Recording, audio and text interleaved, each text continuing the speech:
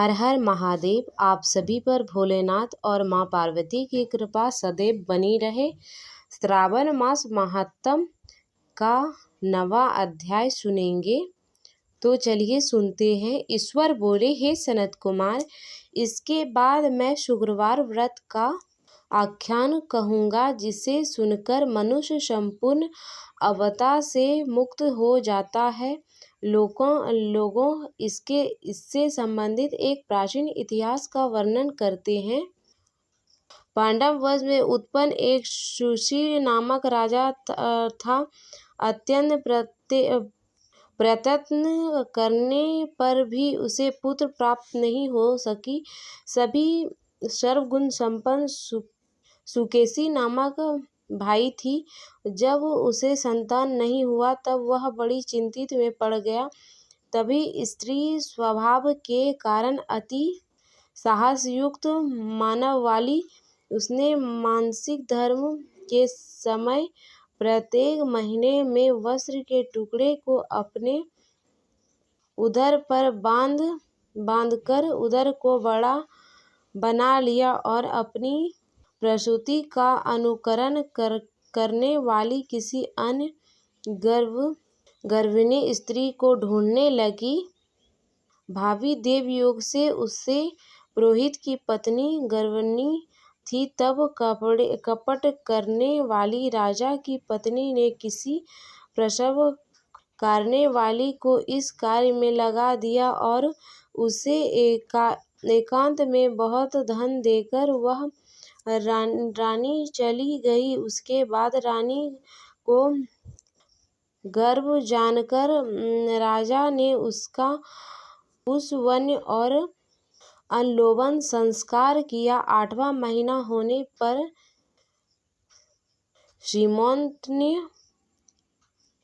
नयन संस्कार के समय राजा अत्यंत हर्षित हुए।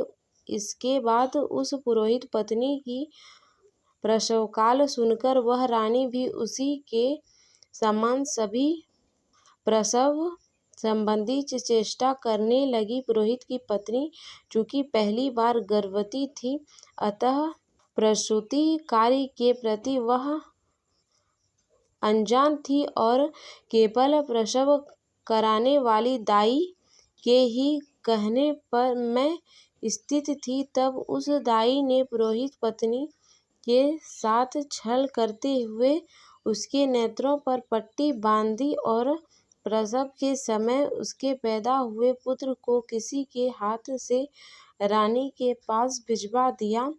इस बात को कोई भी नहीं जान सका। उसके बाद रानी ने उस पुत्र को लेकर यह घोषणा कर दी कि मुझे पुत्र रत्न की प्राप्ति हुई है। इस सब के बाद दाई ने पुरोहित की पत्नी की आंखें की पट्टी खोल दी। दाई अपने साथ मांस का एक पिंड लाई थी और उसने वह उसे दिखा दिया। फिर उसके सामने आश्चर्य तथा दुख प्रकट करने लगी कि यह कैसा अनिष्टेय हो गया और कहने लगी कि अपने पुरोहित पत्नी से इसकी शांति जरूर करवा लेना।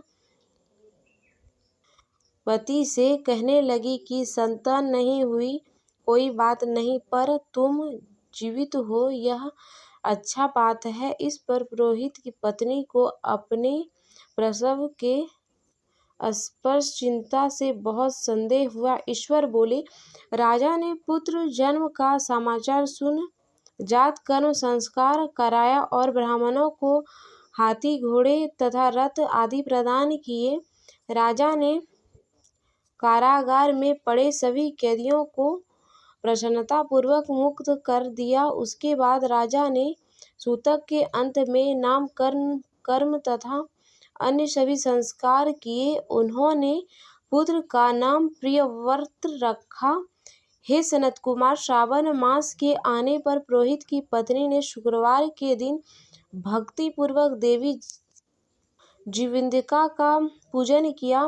दीवार पर अनेक बालकों सहित देवी जीविंदिका की मूर्ति लिखकर पुष्प तथा माला से उनकी पूजा करके गोधूम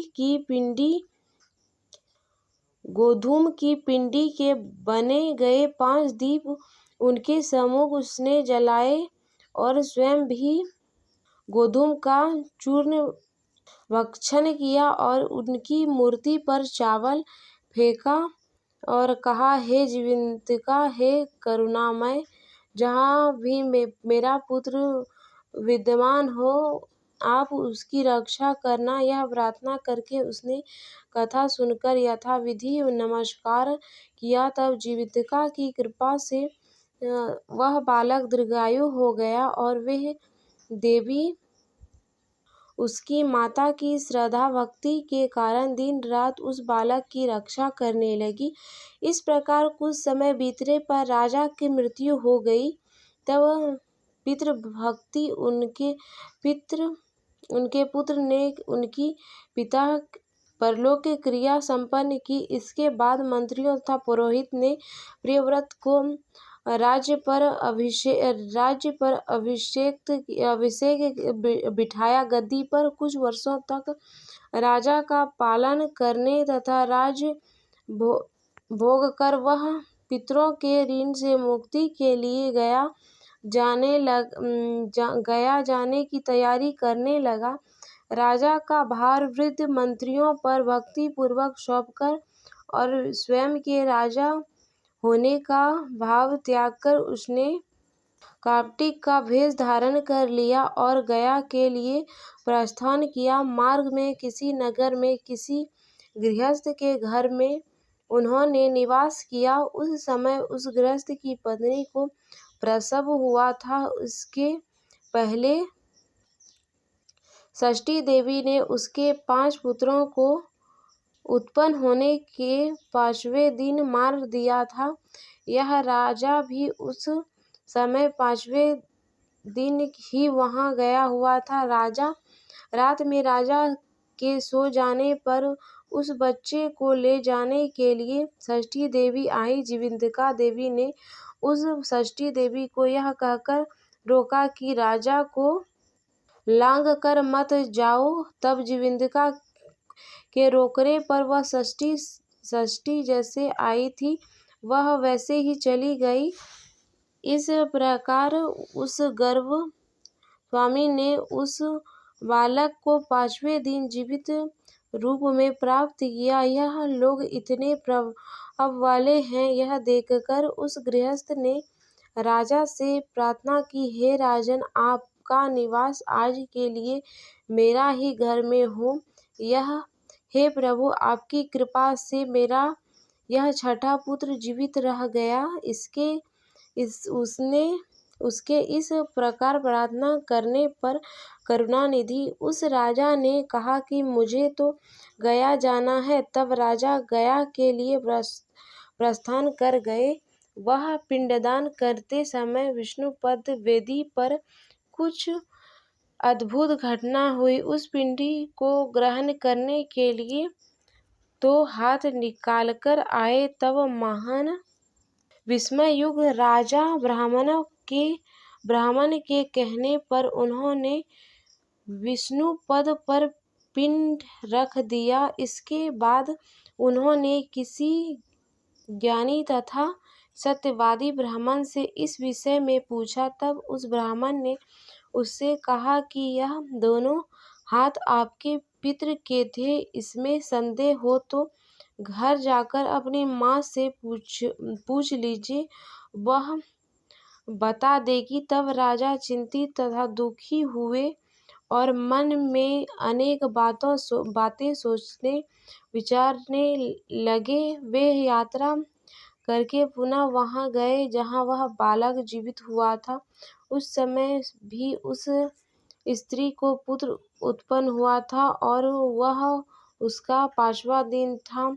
वह जो दूसरा पुत्र हुआ था उसे लेने रात में फिर वही षष्ठी देवी आई तथा जीवंतिका के दोबारा रोके जाने पर उस षष्ठी देवी ने उससे कहा, इसका ऐसा क्या कृत्य है अथवा क्या इसकी माता तुम्हारा व्रत करती है जो तुम दिन रात इसकी रक्षा करती हो। तब षष्ठी का यह वचन सुनकर जीवंतिका ने धीरे से मुस्कुराकर इसका सारा कारण बताया।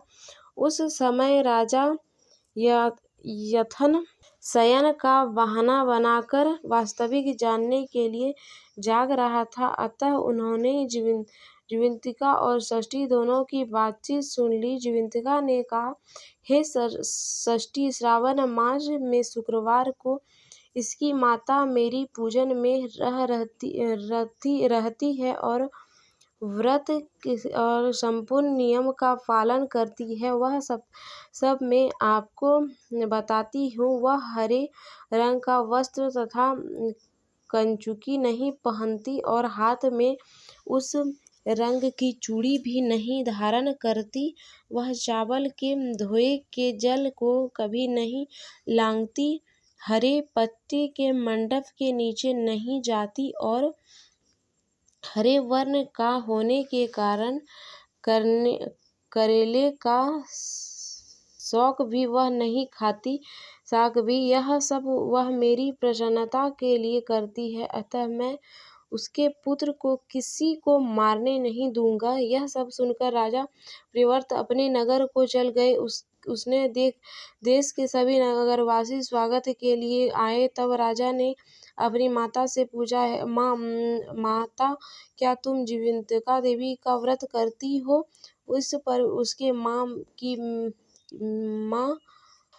ने कहा, मैं तो इस व्रत को जानती भी नहीं। इसके बाद राजा ने गया यात्रा का समुचित फल प्राप्त करने के लिए ब्राह्मणों तथा सुवासियों स्त्रियों को भोजन कराने की इच्छा से उन्हें निमंत्रित किया और व्रत की परीक्षा लेने के लिए राजवासियों को वस्त्र, कंचुकी तथा कंगन भेजकर कहलाया कि आप सभी को भोजन के लिए राजभवन में आना है। तब पुरोहित की पत्नी ने दूत से कहा कि मैं हरे रंग की कोई भी वस्तु ग्रहण नहीं करती हूँ। राजा के पास आकर दूत ने उसके द्वारा कही गई बात राजा को बता दी। तब राजा ने उसके लिए सभी रंग वर्ण की शुभ परिधान भेजे। यह सब धारण करके वह पुरोहित पत्नी भी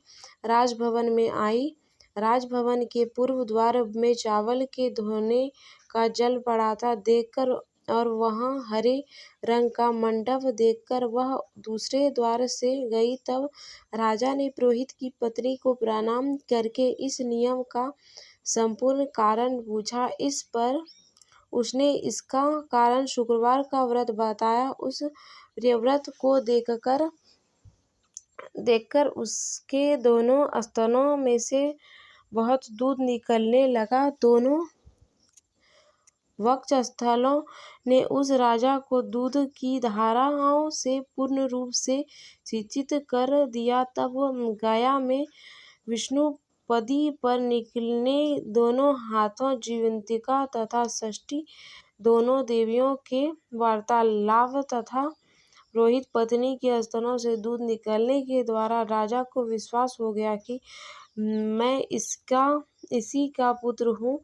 उसके बाद पालन पोषण करने वाली माँ के पास जाकर विनम्रता पूर्वक उन्होंने कहा, हे माता, डरो मत, मेरे जन्म का वृतांत सत्य सत्य बता दो। यह सुनकर सुंदर केशों वाली रानी ने सब कुछ सच सच बता दिया। तब प्रसन्न होकर उन्होंने जन्म देने वाली अपने माता पिता को नमस्कार किया और संपत्ति से वृद्ध हो प्राप्त कराया। वे दोनों भी परम आनंदित हुए। एक दिन राजा प्रियव्रत ने राज्य में देवी जीवंतिका से प्रार्थना की, हे जीवंतिका, मेरे पिता तो यह हैं, तो फिर गया में वे दोनों हाथ कैसे निकल आए थे? तब देवी ने स्वप्न में आकर श्रेयस का नाश करने वाला वाक्य कहा, हे प्रियव्रत, मैंने तुम्हें विश्वास दिलाने के लिए ही यह माया की थी, इसमें संदेह नहीं हे सनत कुमार, यह सब मैंने आपको बता दिया। श्रावण में मास में शुक्रवार के दिन इस व्रत का अनुष्ठान करके मनुष्य सभी मनोरथों को प्राप्त कर लेता है। तो ये थी सावन मास के 9वां अध्याय। यदि आपको यह जानकारी अच्छी लगी हो तो मेरे चैनल को प्लीज़ सब्सक्राइब करें और वीडियो को लाइक करें, शेयर करें। धन्यवाद।